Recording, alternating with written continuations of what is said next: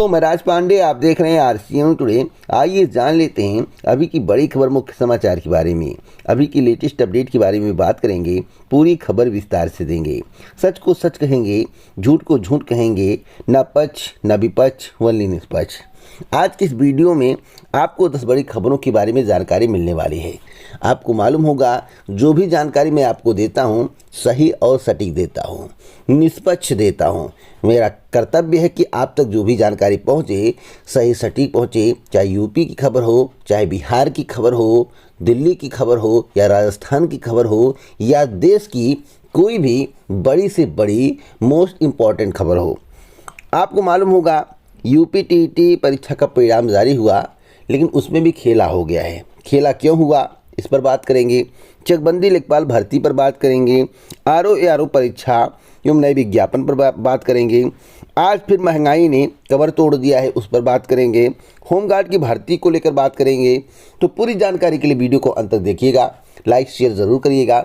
इसी प्रकार की ऑथेंटिक जानकारी के लिए चैनल को सब्सक्राइब करके बेल आइकन दबाएं। एक और महत्वपूर्ण खबर दे दूं आपको, सिविल सेवा परीक्षा की तैयारी कराएगा इलाहाबाद विश्वविद्यालय। इसकी चर्चा बहुत लंबे समय से थी, काम हो रहा है। Doctor Ambedkar centre for excellence की स्थापना पर लगी मुहर। संविदा पर नियुक्त होंगे 3 शिक्षक। आखिरकार संविदा की बात बार बार क्यों आती है? क्या परमानेंट भर्ती नहीं की जा सकती है?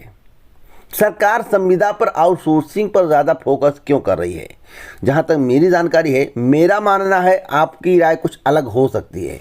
सरकार चाहती है, जब हमें 1 लाख रुपए में 3 शिक्षक हैं, तो एक शिक्षक को सरकार चाहती है और यह मानती भी है कि जब हमें 1 लाख रुपए में 3 शिक्षक 4 शिक्षक मिल सकते हैं, तो हमें एक शिक्षक के लिए 40,000 क्यों देना। यानी कि अगर परमानेंट भर्ती करेंगे तो कम से कम 40,000 प्लस, यानी कि 60-70 हज़ार रुपये मंथली तनख्वाह एक शिक्षक को देना पड़ेगा। संविदा पर करेंगे तो वही 20 से 25-30 हज़ार में काम बन जाएगा। तो सरकार यही सोचती है कि कम पैसे में ज़्यादा काम करवाया जाए और ज़्यादा से ज़्यादा शिक्षकों को रखा जाए। क्या यह अच्छा है? आप लोग अपनी राय कमेंट बॉक्स में ज़रूर दें। अगली खबर होमगार्ड की भर्ती को लेकर है। होमगार्ड के 35,000 पद रिक्त हैं। इसके संबंध में कई बार समाचार पत्र में आप लोग पढ़ चुके हैं। बढ़ता ही जा रहा है होमगार्ड विभाग में भर्ती का इंतजार। 20% महिलाओं को भर्ती करने की घोषणा पहले ही हो चुकी है। मंत्री जी वादा भी कर चुके हैं। मंत्री जी ने कहा था कि जल्द से जल्द भर्ती होगी। सवाल है, भर्ती कब तक होगी? इस पर अभी कुछ भी स्पष्ट जानकारी नहीं मिली है। लेकिन मैं आपको बताना चाहता हूं कि ऐसे में विभाग ने 2 प्रस्ताव तैयार किए हैं। ऐसे में भर्ती के लिए विभाग ने 2 प्रस्ताव तैयार किए हैं। एक में होमगार्ड की भर्ती उत्तर प्रदेश पुलिस भर्ती एवं प्रोन्नति बोर्ड से कराए जाने का निर्णय लिया गया है। दूसरा प्रस्ताव होमगार्ड मुख्यालय स्तर पर भर्ती का प्रस्ताव है। लेकिन इस प्रस्ताव पर अब तक उच्च स्तर पर सहमति नहीं बन सकी है, और जब तक सहमति नहीं बनेगी तब तक भर्ती नहीं हो सकती है। अब सवाल है, किसके माध्यम से भर्ती कराना उचित है? मैं आपको बता दूं, सरकार सोच रही है कि उत्तर प्रदेश पुलिस भर्ती एवं प्रोन्नति बोर्ड से भर्ती कराने पर अच्छा होगा। क्यों? सरकार अब की बार होमगार्ड भर्ती में लिखित परीक्षा कराना चाहती है, यानी कि पुलिस की तर्ज पर भर्ती कराना चाहती है। और आपको मालूम होगा कि उत्तर प्रदेश पुलिस भर्ती एवं प्रोन्नति बोर्ड कई भर्तियां करा चुका है। पुलिस भर्ती करा चुका है, दरोगा भर्ती करा चुका है। तो उसी के माध्यम से होमगार्ड की भर्ती कराने की तैयारी चल रही है। कितनी सफलता मिलती है, सहमति बनती है या नहीं बनती है, क्योंकि 2 प्रस्ताव तैयार किया गया है। एक तो उत्तर प्रदेश पुलिस भर्ती एवं प्रोन्नति बोर्ड के माध्यम से परीक्षा कराने का निर्णय लिया गया है, प्रस्ताव में लिखा गया है। और एक प्रस्ताव में कहा गया है कि होमगार्ड मुख्यालय स्तर पर भर्ती का प्रस्ताव रहे, मतलब होमगार्ड मुख्यालय स्तर पर भर्ती संपन्न कराई जाए। तो आपको कौन सा बेटर लग रहा है? आप लोग कमेंट बॉक्स में ज़रूर बताइएगा। ये अपडेट है कि 27 साल में ख़त्म हो जाएगा खाना। ऐसा क्यों?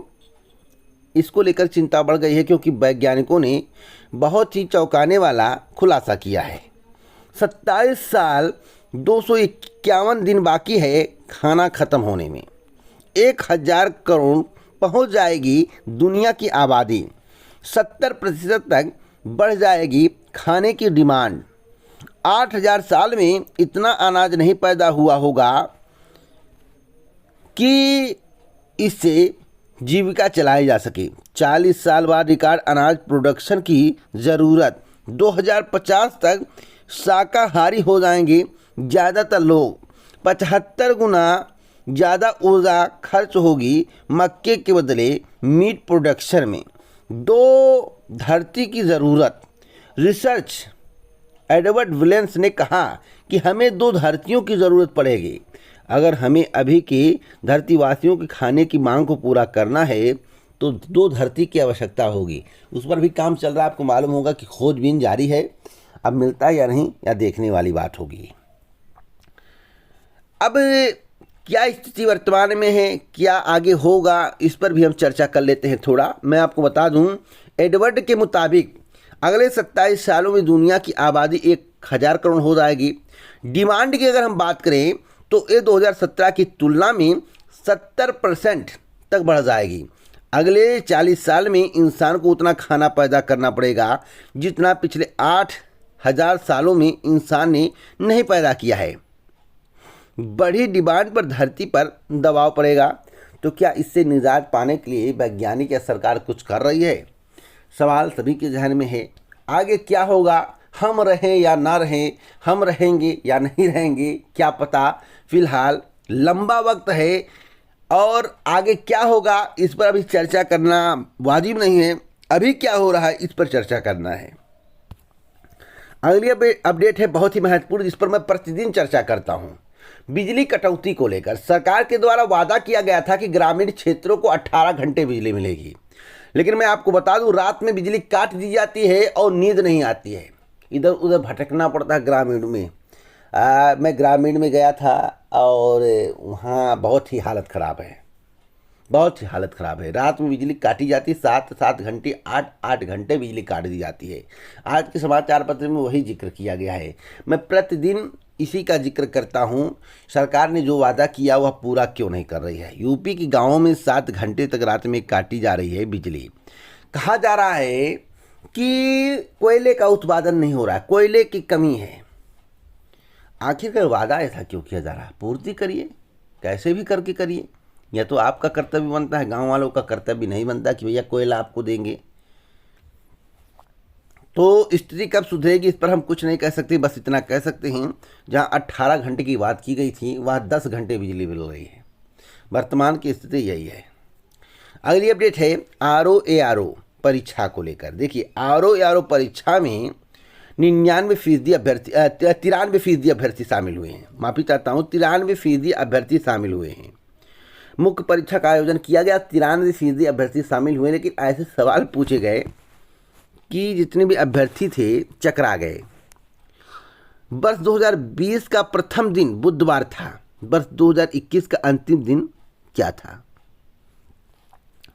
1 जनवरी 2022 से 1 जनवरी 2027 के बीच कितने बार 29 तारीख पड़ेगी? लड़कों की एक पंक्ति में सोहन पीछे से 9वें स्थान पर है, रमेश आगे से 8वें स्थान पर है, रोहित उन दोनों के बीच में है। पंक्ति में खड़े लड़के की न्यूनतम संख्या क्या हो सकती है? मतलब इस तरह से सवाल पूछे गए थे। आज हिंदी और अनुवाद की परीक्षा है। आज क्या होगा, कल अपडेट आपको ज़रूर मिलेगी। अब एक बात और कर लेते हैं नए भर्ती विज्ञापन की। सभी के जहन में एक सवाल है कि नया भर्ती विज्ञापन आएगा या नहीं। देखिए, अध्याचन के संबंध में उत्तर प्रदेश के मुख्यमंत्री जी ने टीम 9 की बैठक में आदेश दिया है कि 31 मई तक जो है आप लोग अध्याचन एकत्रित कर लीजिए, यानी कि मंगवा लीजिए। उसके बाद भर्ती विज्ञापन पर कार्य होगा। अगर RO की भर्ती आनी होगी तो अभी कम से कम 2 से 3 माह लगेगा। तो 2 से 3 माह लगेगा, तो आपका कर्तव्य बनता है तैयारी करना। अगर शासन का निर्देश होगा तो भर्ती का विज्ञापन इस वर्ष आपको 2 से 3 माह बाद देखने को मिल जाएगा। उम्मीद हम भी यही कर रहे हैं और आप भी यही कर रहे हैं। अगर आ जाता है तो आपके लिए बहुत गुड न्यूज़ है, इसलिए आपको तैयारी करते रहना है।